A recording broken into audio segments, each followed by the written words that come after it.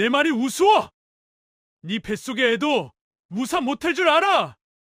남편이 욕설을 거칠게 내뱉었습니다. 한밤중 응급실, 형광등 불빛 아래 침대 위에 누워있는 임신 7개월의 여자.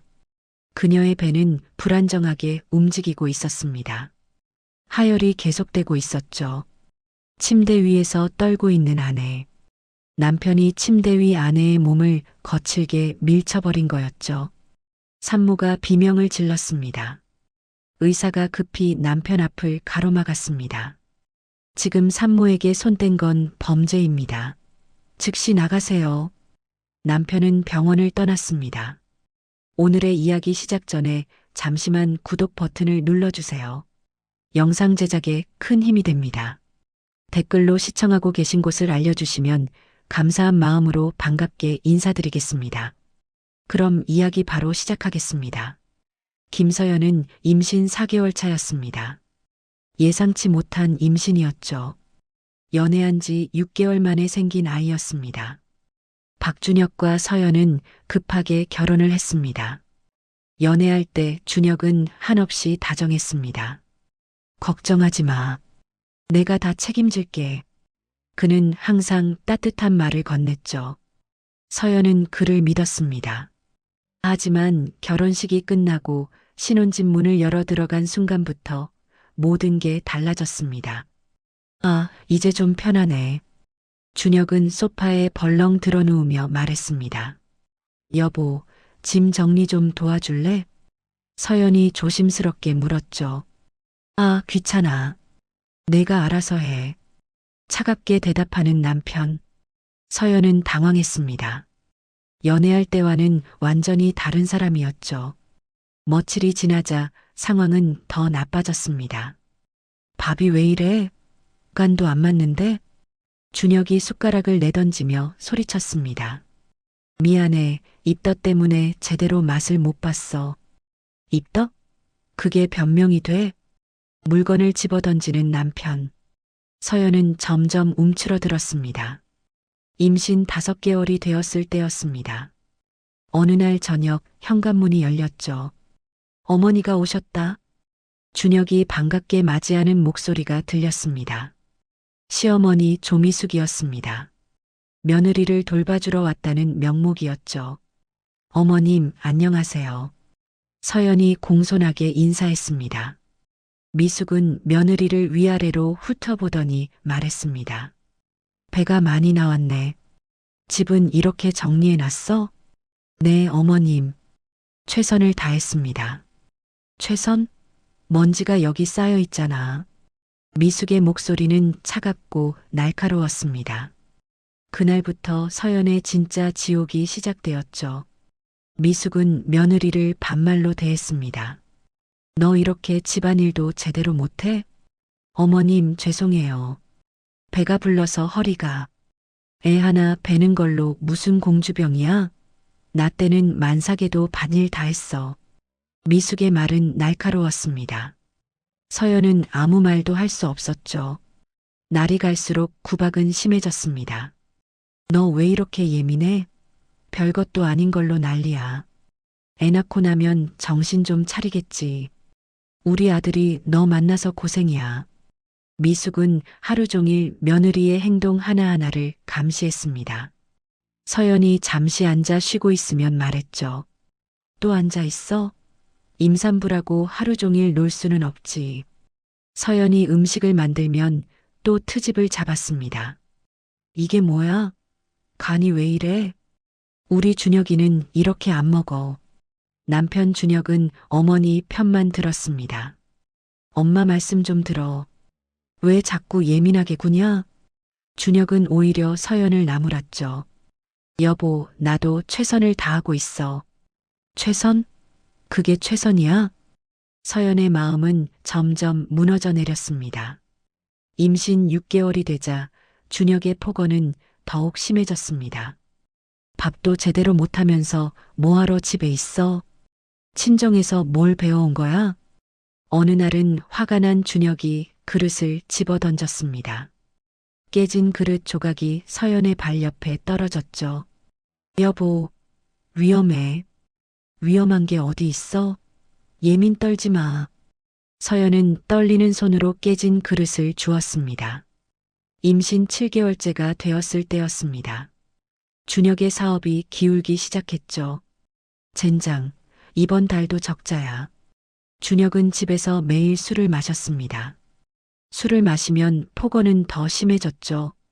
다 네 때문이야. 네가 애를 가지는 바람에 돈이 다 나갔어. 위자료도 못 받으면서 무슨 결혼을 했대? 술에 취한 준혁은 서연에게 이유 없는 화풀이를 했습니다. 미숙도 며느리를 더욱 몰아붙였죠. 넌 팔자가 좋아. 우리 아들이 책임지고 애까지 키워준다는데. 나 같으면 벌써 쫓아냈어. 서연은 두렵고 외로웠습니다. 뱃속의 아이만이 유일한 위로였죠. 우리 아가, 엄마가 지켜줄게. 서연은 배를 쓰다듬으며 눈물을 삼켰습니다. 친정 엄마에게 전화를 걸고 싶었습니다. 하지만 할 수 없었죠. 친정은 경제적으로 여유가 없었습니다. 엄마 김정자는 혼자 살면서 간신히 생계를 유지하고 있었습니다. 딸이 힘들다고 하면 당장 달려올 사람이었죠. 하지만 서연은 엄마를 걱정시키고 싶지 않았습니다. 조금만 참자. 아이만 낳으면 나아지겠지. 서연은 스스로를 다독였습니다. 어느 날 밤 준혁이 술에 취해 들어왔습니다. 야, 김서연. 준혁의 목소리는 거칠었습니다. 왜 그래, 여보? 왜 그래? 나한테 대들 생각은 마. 준혁이 서연의 팔을 거칠게 잡았습니다. 아파. 나 줘. 아프긴 뭐가 아파? 예민 떨지 말라니까. 미숙도 거들었습니다. 야, 남편한테 그렇게 대들면 어떡해. 참아야지. 서연은 눈물을 흘리며 방으로 들어갔습니다. 배를 감싸 안고 작게 울었죠. 하지만 아무도 서연의 눈물을 닦아주지 않았습니다. 그렇게 서연의 하루하루는 지옥이었습니다. 폭언, 물건 던지기, 시어머니의 구박. 모든 것이 일상이 되어갔죠. 서연은 점점 무기력해졌습니다. 이게 내 운명인가? 체념하기 시작했습니다. 하지만 더 큰 시련은 아직 남아 있었습니다. 준혁의 사업은 계속 기울어갔고 그의 절박함은 점점 커져만 갔죠. 그리고 그 절박함이 곧 더 끔찍한 일을 만들어내게 되는 거였습니다. 임신 7개월째가 되던 어느 날이었습니다. 준혁의 사업은 점점 더 기울어가고 있었죠. 젠장, 이번 달도 적자야. 준혁은 집에서 서류를 보며 한숨을 내쉬었습니다. 그의 표정은 날로 어두워졌죠. 어느 날 저녁 준혁이 갑자기 말했습니다. 내일 장모님 댁에 가자. 왜 갑자기? 서연이 놀라서 물었습니다. 그냥 인사나 드리러 가는 거지. 오랜만에. 준혁의 말투는 어딘가 이상했습니다. 하지만 서연은 엄마를 만날 수 있다는 게 반가웠죠. 다음 날 두 사람은 친정집을 방문했습니다. 어머, 우리 서연이. 친정엄마 김정자가 딸을 반갑게 맞이했습니다. 엄마. 서연은 오랜만에 따뜻한 손길을 느꼈죠. 배가 많이 나온 딸을 보며 정자는 눈물을 글썽였습니다. 배가 이렇게 많이 나왔네. 많이 힘들었지? 괜찮아요, 엄마. 서연은 억지로 웃었습니다. 정자는 간단한 식사를 준비했습니다. 소박하지만 정성이 가득한 음식이었죠. 세 사람은 함께 식탁에 앉았습니다. 사위, 사업은 잘 되고 있어요? 정자가 준혁에게 물었습니다. 네, 어머님. 잘 되고 있습니다. 준혁은 웃으며 대답했죠. 하지만 그의 눈빛은 불안했습니다. 식사 중 정자가 잠시 부엌으로 갔습니다. 설거지를 하러 간 거였죠. 그때였습니다. 준혁이 서연에게 낮게 속삭였습니다.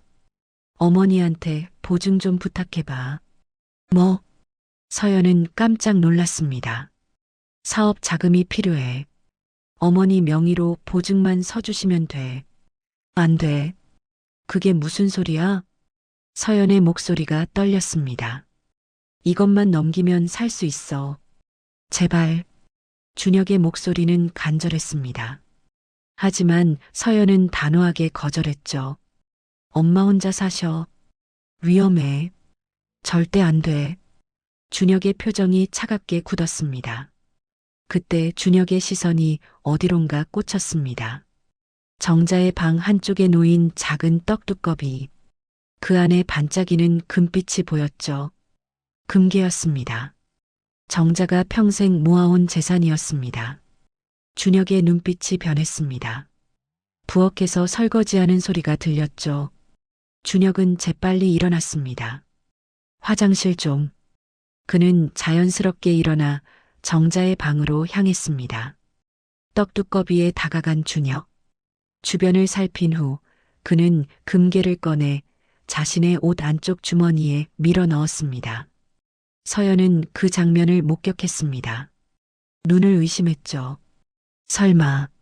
아니야. 내가 잘못 본 거야. 하지만 현실이었습니다. 준혁은 아무렇지 않게 돌아와 앉았습니다. 다녀왔습니다, 어머님. 정자가 부엌에서 나왔죠. 그래, 식혜 좀 마셔. 정자는 아무것도 모른 채 식혜를 내왔습니다. 서연은 심장이 터질 것 같았습니다. 식사가 끝나고 집으로 돌아왔습니다. 집에 도착하자마자 준혁은 방으로 들어갔죠. 서연은 조심스럽게 따라 들어갔습니다. 준혁이 옷장을 열더니 금괴를 꺼내 깊숙이 숨기는 모습이 보였습니다. 서연은 떨리는 목소리로 말했습니다. 여보, 그거. 준혁이 돌아봤습니다. 뭐? 그거. 우리 엄마 거잖아. 서연의 목소리는 간신히 나왔습니다. 순간 준혁의 표정이 돌변했습니다. 뭐? 나를 도둑놈 취급하는 거야? 아니, 그게 아니라. 너 미쳤어? 감히 남편한테 그런 소리를 해? 준혁은 고함을 질렀습니다. 서연은 숨이 막혔죠. 여보, 진정해. 그건 엄마가 평생 모은. 닥쳐. 나한테 도둑놈 소리 하는 거야? 준혁이 서연에게 다가왔습니다. 위협적인 태도였죠. 그거 돌려줘야 해. 엄마한테. 돌려줘? 지금 나한테 명령하는 거야? 준혁의 목소리는 점점 커졌습니다. 우리 집안 사업이 망하면 어떻게 할 건데? 그것도 모르고 입만 살았어? 하지만 그건. 하지만은 무슨. 네 엄마 걱정만 하냐? 준혁이 소리를 질렀습니다. 서연은 눈물이 흘렀습니다. 엄마한테 돌려줘야 해. 제발. 돌려줘? 꿈도 꾸지 마. 준혁이 서연의 팔을 거칠게 잡았습니다. 아파. 나 줘. 아프긴 뭐가 아파? 예민 떨지 말라고. 준혁이 서연을 밀쳤습니다. 서연은 비틀거리며 벽에 부딪혔죠. 너 때문에 내가 이 모양 이 꼴이야.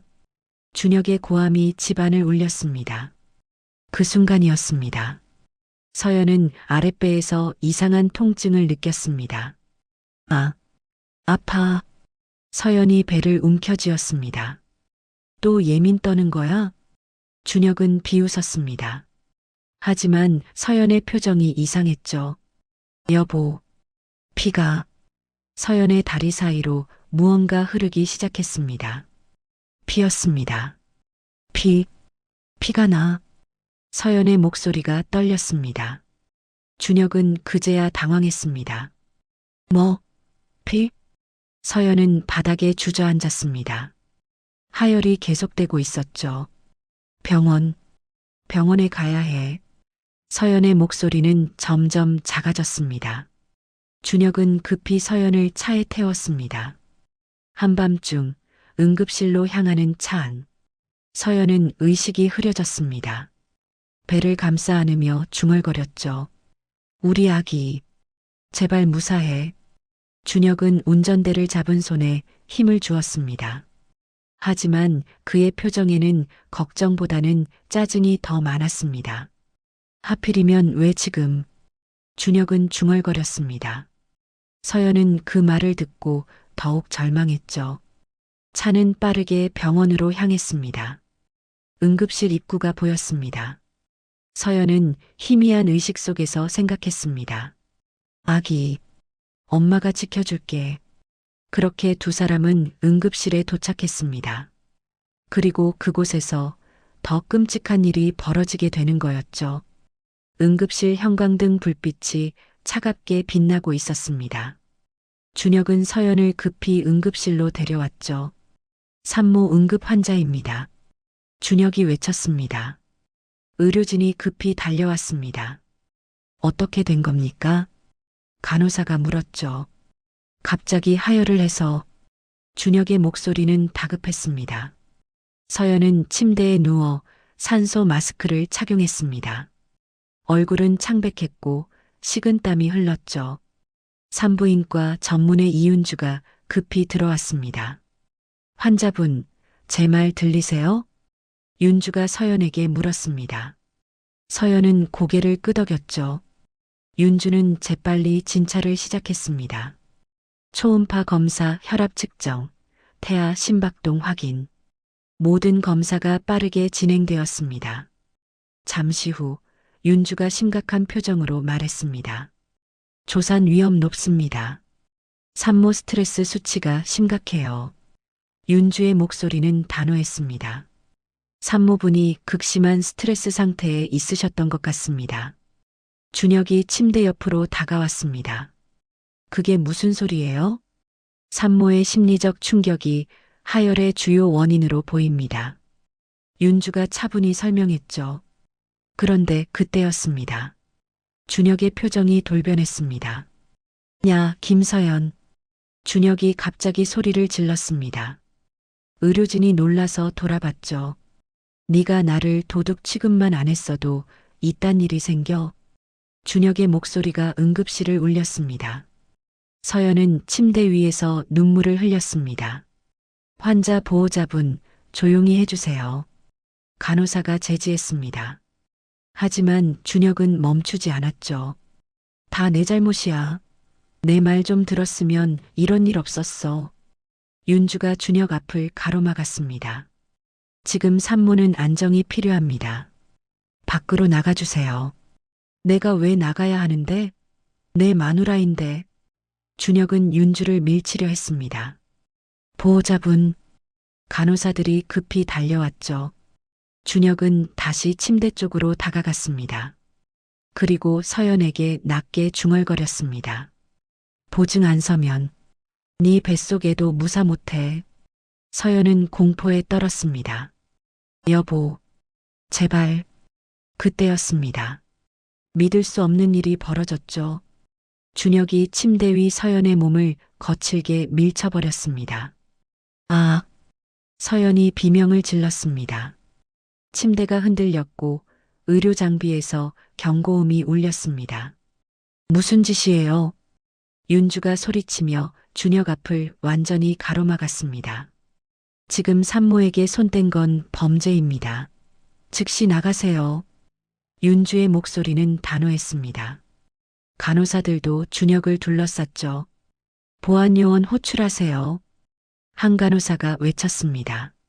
준혁은 욕설을 뱉었습니다. 뭐, 범죄? 내 마누라한테 손댄 게 범죄야? 산모 폭행은 명백한 범죄입니다. 경찰에 신고하겠습니다. 윤주는 흔들리지 않았습니다. 보안요원 2명이 급히 달려왔습니다. 저분 밖으로 모시고 나가주세요. 윤주가 지시했죠. 야, 손 치워. 나 혼자 나간다고. 준혁은 보안요원을 뿌리치려 했습니다. 하지만 보안요원들은 단단히 준혁의 팔을 잡았습니다. 보호자분, 협조해 주십시오. 준혁은 끌려가면서도 계속 소리를 질렀습니다. 김서연, 너 죽었어. 나 나가면 각오해. 그의 목소리는 복도까지 울려 퍼졌습니다. 응급실 문이 닫혔습니다. 윤주는 급히 서연에게 돌아갔죠. 괜찮으세요? 다친 곳은 없으세요? 서연은 온몸을 떨며 울고 있었습니다. 선생님, 제 아기는 괜찮아요? 지금 확인해 볼게요. 진정하세요. 윤주는 재빨리 초음파를 다시 확인했습니다. 간호사들도 서연을 안정시키려 애썼죠. 심호흡 크게 하세요. 천천히. 잠시 후 윤주가 안도의 한숨을 내쉬었습니다. 다행히 아기는 괜찮습니다. 심박동 정상이에요. 서연은 눈물을 쏟으며 배를 감쌌습니다. 우리 아기, 다행이다. 하지만 윤주의 표정은 여전히 심각했습니다. 서연 씨, 지금 상황이 매우 위험합니다. 윤주가 의자를 당겨 서연 옆에 앉았습니다. 방금 일어난 일 모두 기록되었습니다. 네. 응급실 CCTV에 다 찍혔어요.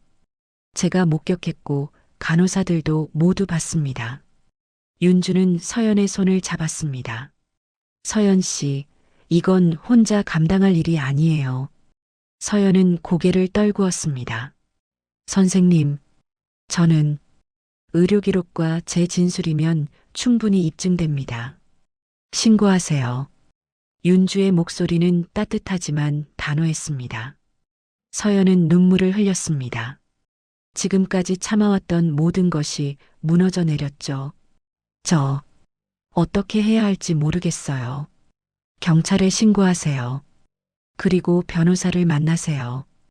윤주는 메모지에 무언가를 적었습니다. 여기 제가 아는 변호사 연락처예요. 이런 사건 전문가입니다. 서연은 떨리는 손으로 메모지를 받았습니다.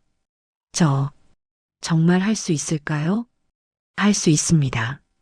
아니, 해야 합니다. 당신과 아기를 위해서. 윤주의 눈빛은 강했습니다. 서연은 배를 쓰다듬으며 생각했습니다.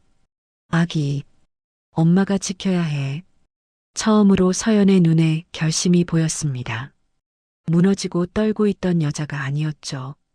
더 이상은 못 참아. 이제 싸워야 해. 서연은 고개를 들었습니다. 선생님, 도와주세요.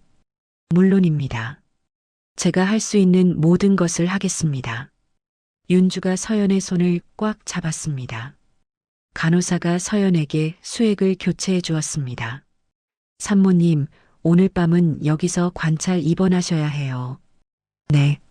서연은 천천히 눈을 감았습니다.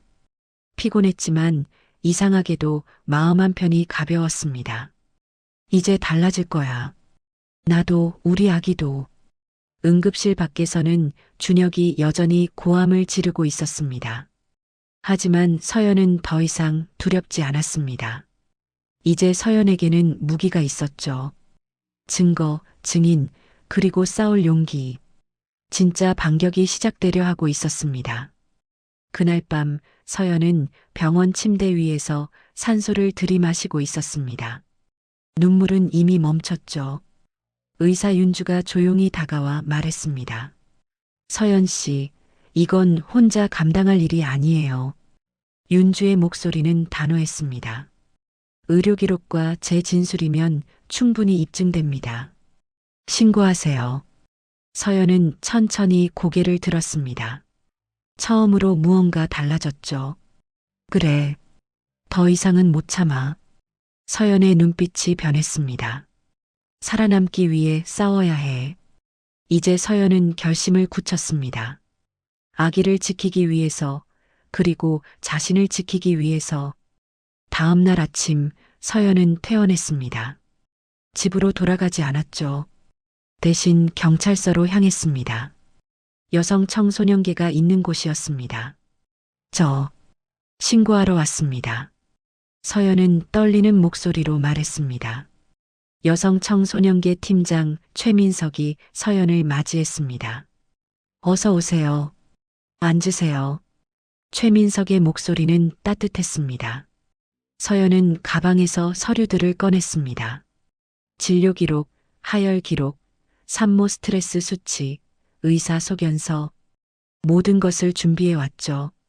최민석은 서류들을 하나하나 검토했습니다. 그의 표정이 점점 굳어졌습니다. 이건 심각한 사건입니다. 최민석이 말했습니다. 산모 대상 폭력은 중대 사건입니다. 우선 피해자 보호 절차부터 들어갈게요. 서연은 눈물이 났습니다. 누군가 자신을 믿어준다는 게 감사했죠. 감사합니다. 감사할 것 없습니다. 당연히 해야 할 일입니다. 최민석은 바로 사건을 정식 접수했습니다. 먼저 피해자 보호 신청을 하겠습니다. 가해자의 접근을 막을 수 있습니다. 네. 그리고 변호사와 상담하는 게 좋겠습니다. 제가 아는 분을 소개해 드릴게요. 최민석은 명함 한 장을 건넸습니다. 변호사 한도경. 가정폭력 전문 변호사였습니다. 다음 날 서연은 한도경의 사무실을 찾아갔습니다. 밝고 깨끗한 사무실이었죠. 어서 오세요, 서연 씨. 도경은 서연을 반갑게 맞이했습니다. 앉으세요. 편하게 말씀하세요. 서연은 지금까지 있었던 일을 모두 설명했습니다. 결혼 후의 폭언, 시어머니의 구박, 금괴절도, 응급실 폭행, 모든 것을 말했죠. 도경은 꼼꼼히 기록하며 들었습니다. 서연 씨, 잘 오셨습니다. 도경이 말했습니다. 지금부터 증거를 정리해 볼게요. 도경은 파일을 펼치며 하나씩 체크했습니다. 첫 번째, 의료기록. 조산 위험과 스트레스성 위기가 명확히 기록되어 있습니다. 두 번째, 의사 진술서. 이윤주 선생님이 준혁 씨의 폭언, 위협, 밀침을 직접 목격했습니다. 세 번째, 간호사 진술서. 여러 명의 간호사가 준혁 씨의 언행을 증언할 수 있습니다. 도경은 계속해서 파일을 넘겼습니다. 네 번째, 신체 검진 기록. 복부의 압통과 충격 부위에 대한 의학적 소견이 있습니다. 다섯 번째, 떡두꺼비 영수증과 어머님의 진술서. 절도 사실을 입증할 수 있습니다. 여섯 번째, 준혁 씨가 보낸 협박 문자와 카카오톡. 이것도 중요한 증거입니다. 서연은 눈을 크게 떴습니다. 자신도 몰랐던 증거들이 이렇게 많았죠. 그리고 마지막, 병원 CCTV 로그입니다. 도경이 말했습니다. 준혁 씨가 응급실에 들어온 시간, 언성을 높인 장면, 급히 나간 장면, 모두 기록되어 있습니다. 도경은 서류를 정리하며 서연을 바라봤습니다. 서연 씨, 증거는 충분합니다. 도경의 목소리는 확신에 찼습니다. 박준혁 씨는 4가지 혐의로 기소될 겁니다. 네. 4가지요? 네. 첫째, 폭행. 둘째, 협박. 셋째, 절도. 넷째, 태아에게 위해를 가한 우려. 도경은 손가락으로 하나씩 세며 설명했습니다. 이건 형사사건입니다. 그리고 동시에 민사로도 갑니다. 민사요? 위자료와 정신적 손해배상을 청구할 겁니다. 치료비도 당연히 포함됩니다. 서연은 심장이 두근거렸습니다. 이제 정말 싸울 수 있는 거구나. 도경이 서연의 손을 잡았습니다. 서연 씨, 이 싸움은 이깁니다. 도경의 눈빛은 강했습니다. 증거가 이렇게 명확한 경우는 드뭅니다. 걱정하지 마세요. 서연은 고개를 들었습니다. 눈에는 더 이상 두려움이 없었죠. 대신 단단한 결심이 있었습니다. 선생님, 제가 할 수 있는 게 있나요? 지금처럼 용기를 잃지 않으시면 됩니다. 도경이 미소 지었습니다. 그리고 준혁 씨가 연락하거나 접근하면 즉시 경찰에 신고하세요. 네, 알겠습니다. 서연은 단단히 대답했습니다. 사무실을 나서는 서연의 걸음은 가벼웠습니다. 배를 쓰다듬으며 속삭였죠. 아가, 엄마가 지켜줄게. 우리 이제 괜찮을 거야. 서연은 더 이상 피해자가 아니었습니다. 반격하는 사람이었죠. 그날 밤 서연은 친정 엄마에게 전화를 걸었습니다. 엄마, 응? 서연아, 무슨 일이야? 정자의 목소리가 들렸습니다. 엄마, 엄마 집에서 좀 지내도 될까? 무슨 소리야? 당연하지. 무슨 일 있었어? 서연은 눈물을 참으며 말했습니다. 응, 나중에 다 얘기할게. 엄마 사랑해. 나도 사랑해, 우리 딸. 전화를 끊은 서연은 짐을 쌌습니다. 많지 않았죠. 필요한 옷가지와 서류들 뿐이었습니다. 집을 나서는 서연의 뒷모습은 당당했습니다. 이제 새로운 싸움이 시작되는 거였죠. 그리고 이 싸움에서 서연은 절대 지지 않을 것이었습니다. 준혁은 아직 모르고 있었습니다. 자신이 얼마나 큰 실수를 저질렀는지, 그리고 그 대가가 얼마나 무거울지. 서연의 반격이 시작되었습니다. 며칠 후 경찰서 조사실이었습니다. 최민석 팀장은 서연의 고소장과 증거들을 면밀히 검토하고 있었습니다. 책상 위에는 서류들이 가득 쌓여 있었죠. 의료기록, 진술서, CCTV 로그, 문자 내역. 모든 것이 하나하나 정리되고 있었습니다. 서연 씨, 먼저 의료기록부터 확인하겠습니다. 최민석이 말했습니다. 서연은 긴장한 표정으로 고개를 끄덕였습니다. 응급실 진료 기록을 보니 조산 위험 판정과 스트레스성 위기가 명확히 기재되어 있습니다. 최민석이 서류를 넘기며 말했습니다. 그리고 이윤주 의사의 소견서도 매우 구체적입니다. 최민석은 계속 읽어내려갔습니다. 가해자가 산모에게 폭언, 위협적 발언, 물리적 밀침을 가했다. 직접 목격했다. 최민석의 표정이 굳어졌습니다. 간호사 3명의 진술서도 모두 일치합니다. 정말 다행이네요. 서연은 안도의 한숨을 내쉬었습니다. 다음은 절도 부분입니다. 최민석이 다른 서류를 꺼냈습니다. 어머님께서 직접 진술서를 작성해 주셨습니다. 서연은 고개를 끄덕였습니다. 친정엄마 정자는 며칠 전 경찰서를 찾아왔었죠.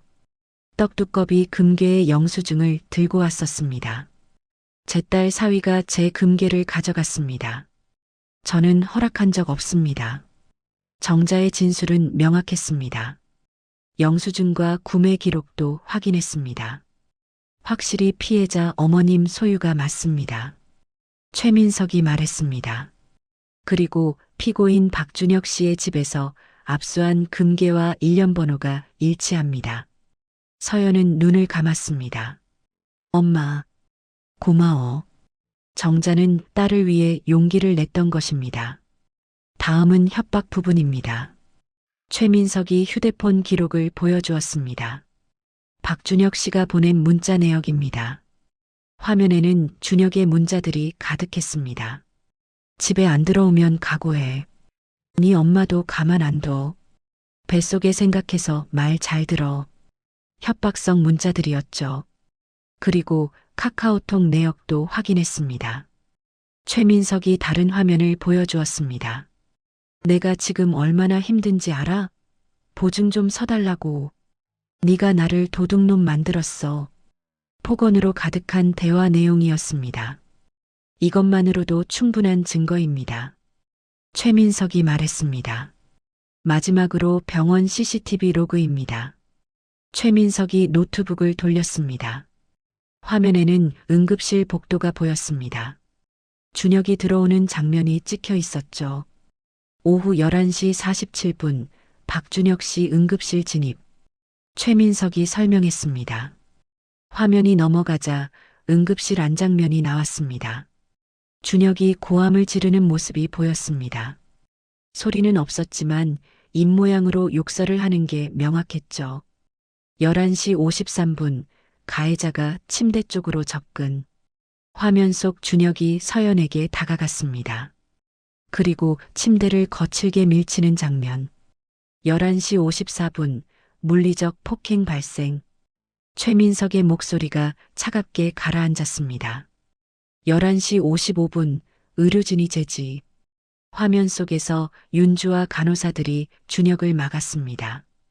11시 57분 보안요원에 의해 강제 퇴출.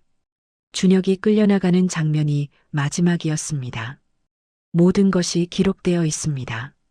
최민석이 노트북을 닫았습니다. 서연은 떨리는 손으로 입을 가렸습니다. 이렇게 명확하게. 최민석은 서류들을 정리하며 말했습니다. 서연 씨, 증거 충분합니다. 최민석의 목소리는 단호했습니다. 의료기록, 의사 및 간호사 진술, CCTV 영상, 문자 내역, 절도 증거. 최민석이 손가락으로 하나씩 세며 말했습니다. 모든 증거가 일치하고 명확합니다. 서연은 눈물이 났습니다. 하지만 이번엔 슬픔의 눈물이 아니었죠. 안도의 눈물이었습니다. 체포영장 신청하겠습니다. 최민석의 말에 서연은 고개를 번쩍 들었습니다. 정말요? 네. 폭행, 협박, 절도, 태아 위의 우려. 4가지 혐의로 신청합니다. 최민석이 확신에 찬 목소리로 말했습니다. 검사에게 송치하고 법원에 영장을 청구하겠습니다. 서연은 가슴이 벅차올랐습니다. 드디어. 최민석이 서연을 바라봤습니다. 서연 씨, 용기 내주셔서 감사합니다. 아니에요. 제가 더 감사합니다. 서연의 목소리가 떨렸습니다. 이제 피해자 보호는 더욱 강화됩니다. 접근 금지 명령도 함께 신청할 겁니다. 네. 감사합니다. 조사실을 나서는 서연의 걸음은 가벼웠습니다.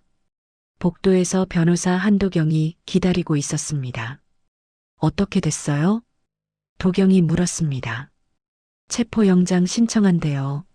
서연이 환하게 웃었습니다. 잘 됐네요. 이제 곧 영장이 발부될 겁니다. 도경도 미소를 지었습니다. 그럼 바로 체포가 되는 건가요? 네. 영장이 발부되면 경찰이 직접 체포하러 갑니다. 도경이 설명했습니다. 서연은 배를 쓰다듬었습니다. 아가, 이제 정말 괜찮을 거야. 한편 준혁은 집에서 여전히 화를 내고 있었습니다. 김서연 그 미친년. 어디 갔어? 시어머니 미숙도 며느리를 욕했습니다. 저런 애를 며느리로 들였으니. 하지만 그들은 몰랐습니다. 곧 무슨 일이 벌어질지. 경찰서에서는 체포영장 신청서가 검사에게 넘어갔습니다. 검사는 증거들을 검토했습니다. 증거가 명확하군. 승인합니다. 검사가 도장을 찍었습니다. 그리고 법원으로 영장이 청구되었습니다. 판사는 서류를 검토했습니다. 의료기록, 진술서, CCTV. 충분하다. 판사가 영장에 서명했습니다. 체포영장 발부. 그렇게 준혁을 향한 법의 심판이 시작되었습니다. 며칠 후 최민석은 전화를 받았습니다. 네, 체포영장 발부되었습니다. 즉시 집행하겠습니다. 최민석이 팀원들에게 지시했습니다. 출동 준비하세요. 박준혁 체포합니다. 경찰들이 움직이기 시작했습니다. 사이다의 순간이 다가오고 있었습니다. 서연은 친정집에서 그 소식을 기다리고 있었습니다. 이제 곧이야. 정의의 심판이 내려지려 하고 있었습니다. 체포영장이 발부된 다음 날이었습니다. 경찰서 복도에 고함 소리가 울려 퍼졌습니다. 우리 아들 어디 있어요? 당장 내놔요. 시어머니 조미숙이었습니다. 그녀는 경찰서로 난입했죠. 어머님, 진정하세요. 경찰관이 미숙을 제지했습니다. 진정하라고? 내 아들이 체포됐는데? 미숙의 목소리는 떨리고 있었습니다. 우리 준혁이가 그럴 리 없어요. 절대로. 미숙은 계속 소리를 질렀습니다. 최민석 팀장이 나왔습니다. 어머님, 일단 앉으셔서 얘기하시죠. 앉긴 무슨.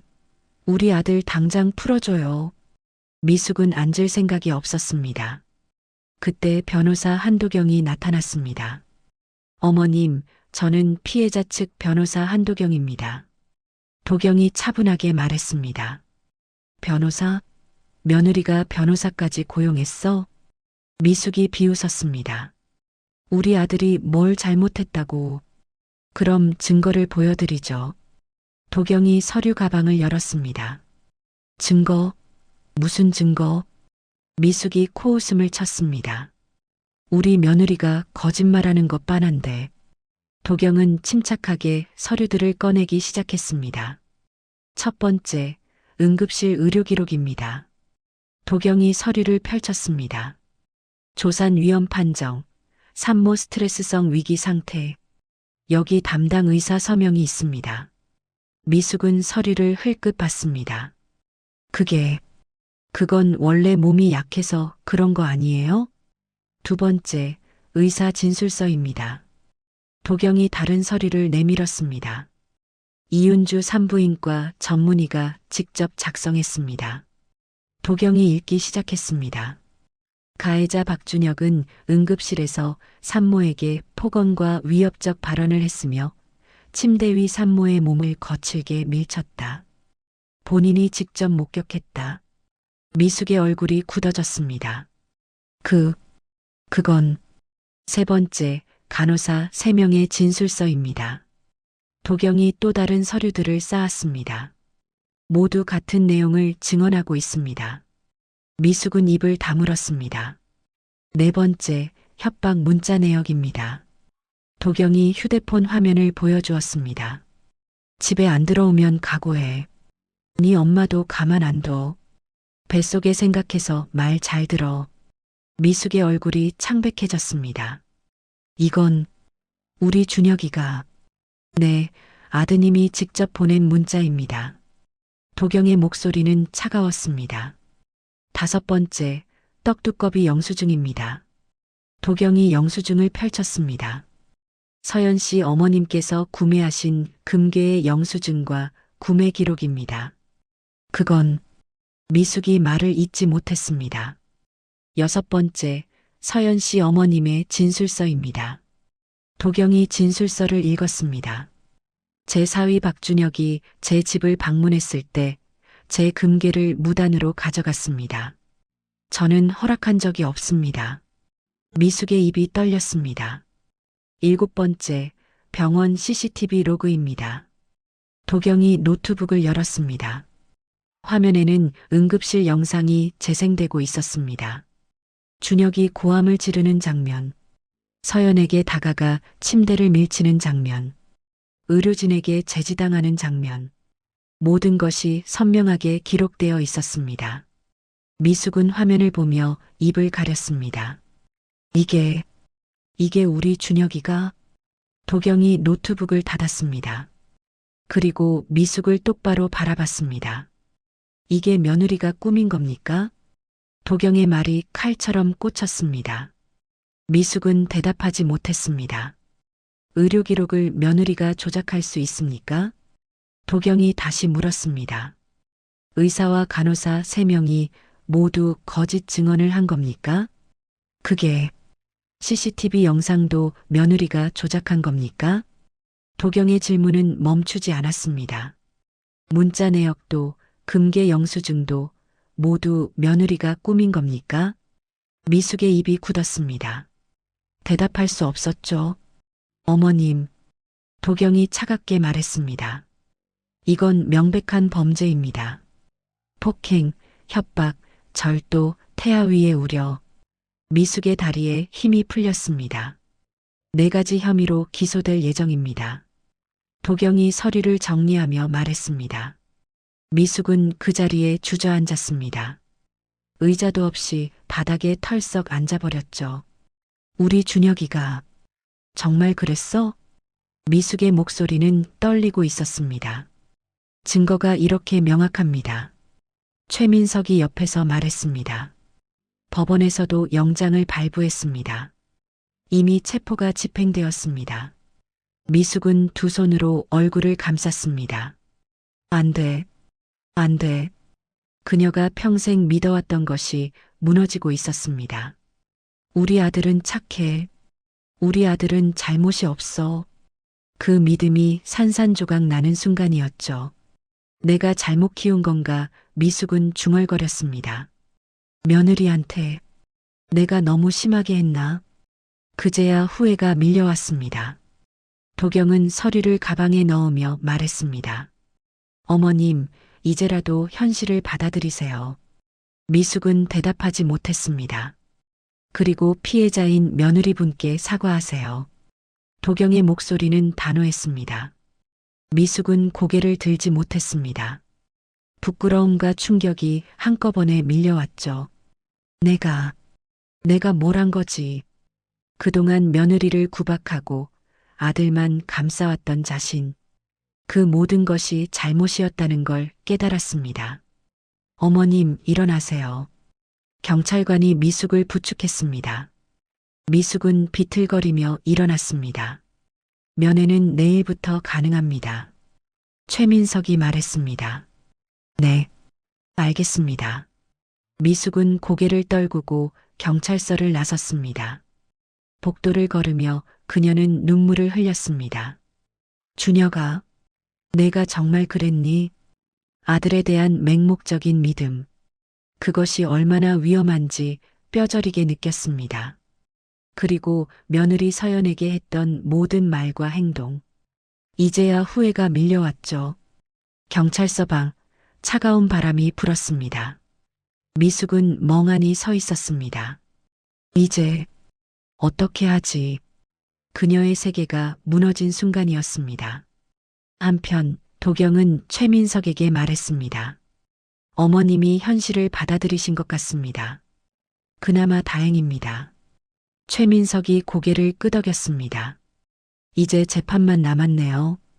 네, 증거가 명확하니 승소는 확실합니다. 도경이 자신 있게 말했습니다. 정의의 심판이 점점 다가오고 있었습니다. 그리고 준혁은 곧 그 대가를 치르게 될 것이었습니다. 이른 아침이었습니다. 경찰차 2대가 준혁의 집 앞에 멈춰 섰습니다. 최민석 팀장과 경찰관 4명이 내렸죠. 체포영장 집행합니다. 최민석이 서류를 확인하며 말했습니다. 경찰들은 준혁의 집 초인종을 눌렀습니다. 누구세요? 안에서 준혁의 목소리가 들렸습니다. 경찰입니다. 문 열어주세요. 잠시 침묵이 흘렀습니다. 그리고 문이 열렸죠. 준혁이 나타났습니다. 무슨 일이세요? 준혁의 표정은 불안했습니다.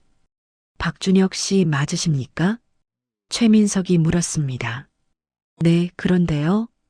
체포영장이 발부되었습니다. 최민석이 영장을 보여주었습니다. 준혁의 얼굴이 창백해졌습니다. 뭐라고요? 절도, 폭행, 협박, 아동복지법상, 태아 유기학대 우려로 박준혁 씨를 체포합니다. 최민석의 목소리는 단호했습니다. 잠깐만요. 이게 무슨 소리예요? 준혁이 당황해서 소리쳤습니다. 영장에 명시된 혐의입니다. 동행하시죠. 경찰관이 준혁에게 다가갔습니다. 아니, 이건 오해예요. 내가 뭘 잘못했다고. 준혁이 뒤로 물러섰습니다. 저항하시면 공무집행방해로 추가 기소됩니다. 최민석이 경고했습니다. 아니, 진짜 오해라니까요. 내 마누라가 거짓말한 거예요. 준혁은 계속 변명했습니다. 최민석은 태블릿을 꺼냈습니다.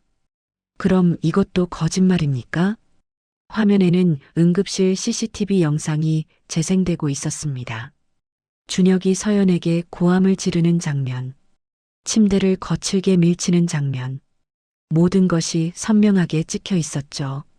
준혁의 얼굴이 굳었습니다. 이건 의사와 간호사 3명의 진술도 있습니다. 최민석이 다른 서류를 보여주었습니다. 협박 문자 내역도 확보되어 있습니다. 준혁은 말문이 막혔습니다. 그리고 장모님 댁에서 가져간 금괴, 절도죄에 해당합니다. 최민석이 차례대로 증거를 제시했습니다. 영수증과 구매 기록, 장모님의 진술서도 있습니다. 준혁의 얼굴이 사색으로 변했습니다. 아니. 그는 뒷걸음질 쳤습니다. 더 이상 저항하지 마십시오. 경찰관 2명이 준혁의 양팔을 잡았습니다. 나요. 나달라고요. 준혁이 몸부림쳤습니다. 하지만 경찰들은 단단히 그를 붙잡았죠. 박준혁 씨 체포합니다. 최민석이 선언했습니다. 찰칵. 수갑이 준혁의 손목에 채워졌습니다. 차가운 쇠 느낌이 피부에 닿았죠. 이럴 수 없어. 이건 말도 안 돼. 준혁의 목소리는 떨리고 있었습니다. 묵비권을 행사할 수 있으며 변호인의 조력을 받을 권리가 있습니다. 최민석이 권리를 고지했습니다. 진술을 거부할 수 있으며 진술한 내용은 법정에서 불리하게 사용될 수 있습니다. 준혁은 고개를 떨구었습니다. 현실이 실감나지 않았죠. 내가 체포당하다니. 경찰들은 준혁을 경찰차로 데려갔습니다. 이웃들이 창문으로 내다보고 있었습니다. 수군거리는 소리가 들렸죠. 저 집 아들이 체포되네. 무슨 일이래? 며느리한테 폭력을 휘둘렀다던데. 준혁은 얼굴을 들 수 없었습니다. 부끄러움과 굴욕감이 밀려왔죠. 경찰차 문이 열렸습니다. 타세요. 경찰관이 준혁의 머리를 감싸며 차에 태웠습니다. 수갑찬 손으로는 아무것도 할 수 없었죠. 차 문이 닫혔습니다. 그때였습니다. 멀리서 한 여자가 이 광경을 지켜보고 있었습니다. 서연이었습니다. 변호사 도경과 함께 와 있었죠. 서연은 경찰차에 실려가는 준혁을 바라봤습니다. 눈에 눈물이 고였습니다. 하지만 이번엔 달랐죠. 두려움의 눈물이 아니었습니다. 해방의 눈물이었습니다. 드디어 끝났구나. 서연은 배를 쓰다듬었습니다. 우리 아기, 이제 괜찮아. 도경이 서연의 어깨를 토닥였습니다. 잘하셨어요. 용기 내주셔서. 선생님, 정말 감사해요. 서연의 목소리는 떨렸습니다. 경찰차가 출발했습니다. 준혁은 차창 밖을 멍하니 바라봤습니다. 내가 이렇게 되다니. 후회가 밀려왔습니다. 하지만 이미 늦었죠. 모든 것이 기록되어 있었습니다. 증거들, 진술서들, CCTV 영상. 부정할 수 없는 현실이었습니다. 경찰차는 경찰서로 향했습니다. 준혁은 조사실로 들어갔죠. 앉으세요. 최민석이 지시했습니다. 준혁은 의자에 앉았습니다. 수갑은 여전히 채워져 있었죠. 이제부터 조사를 시작하겠습니다. 최민석이 서류를 펼쳤습니다. 혐의 사실을 인정하십니까? 준혁은 입을 열지 못했습니다. 인정하고 싶지 않았죠. 하지만 증거는 명백했습니다. 박준혁 씨, 대답해 주세요. 최민석이 다시 물었습니다. 준혁은 고개를 숙였습니다. 인정합니다. 작은 목소리였지만 분명했습니다. 녹취하겠습니다. 피의자 박준혁은 혐의 사실을 인정했습니다. 최민석이 기록했습니다. 조사는 계속되었습니다. 모든 혐의에 대한 진술. 준혁은 하나하나 인정할 수밖에 없었죠. 증거가 너무 명확했습니다.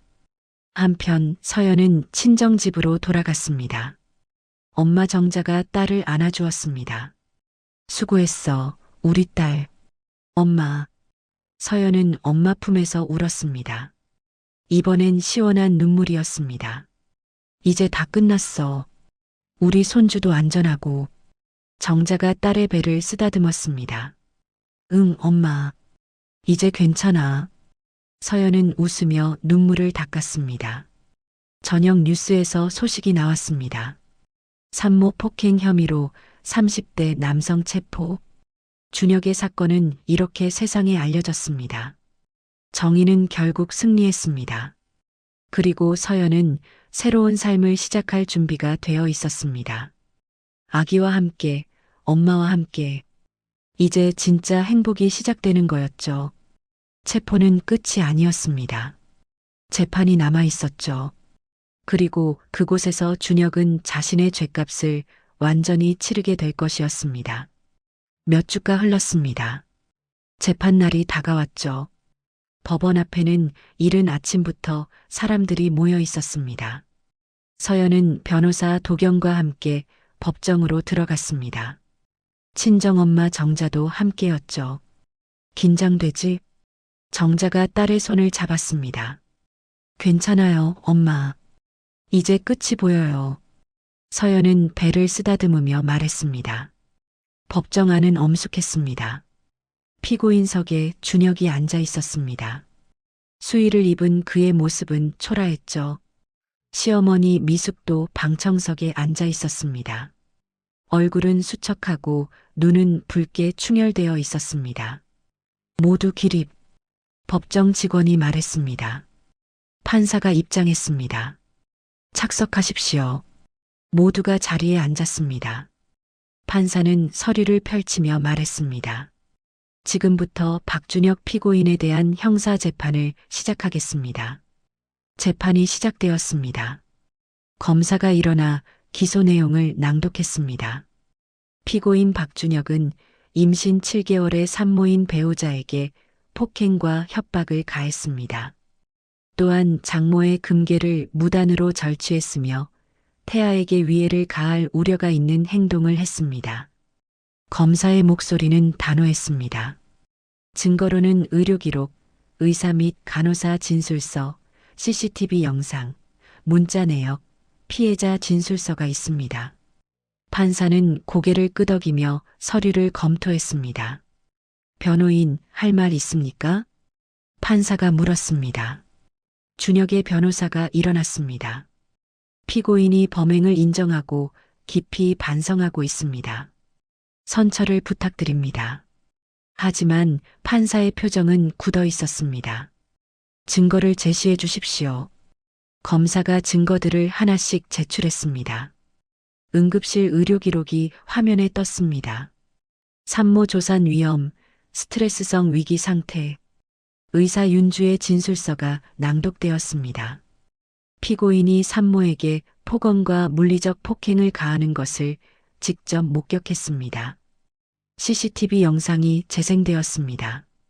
법정 안이 조용해졌습니다. 화면 속 준혁은 고함을 지르고 있었습니다. 그리고 침대 위 서연을 거칠게 밀쳤습니다. 방청석에서 한숨소리가 들렸습니다. 미숙은 고개를 떨구었습니다. 협박 문자 내역이 화면에 떴습니다. 집에 안 들어오면 각오해. 뱃속에 생각해서 말 잘 들어. 판사는 눈살을 찌푸렸습니다. 금괴 영수증과 정자의 진술서도 제출되었습니다. 제 동의 없이 금괴를 가져갔습니다. 정자의 진술이 낭독되자 준혁은 고개를 숙였습니다. 모든 증거가 제출되었습니다. 판사는 서류를 다시 검토했습니다. 법정은 침묵에 잠겼죠. 잠시 후 판사가 입을 열었습니다. 피고인 박준혁. 준혁이 떨리는 몸으로 일어났습니다. 피고인의 범행은 매우 중대합니다. 판사의 목소리는 차갑고 단호했습니다. 임신한 배우자에게 폭행과 협박을 가한 것은 용서받을 수 없는 범죄입니다. 준혁의 얼굴은 창백했습니다. 특히 태아에게까지 위해를 가할 우려가 있었다는 점에서 죄질이 극히 불량합니다. 판사는 판결문을 읽기 시작했습니다. 따라서 본 법원은 다음과 같이 판결합니다. 법정 안 모두가 숨을 죽였습니다. 첫째, 폭행죄. 유죄. 준혁의 어깨가 떨렸습니다. 둘째, 협박죄. 유죄. 미숙은 손으로 입을 막았습니다. 셋째, 절도죄. 유죄.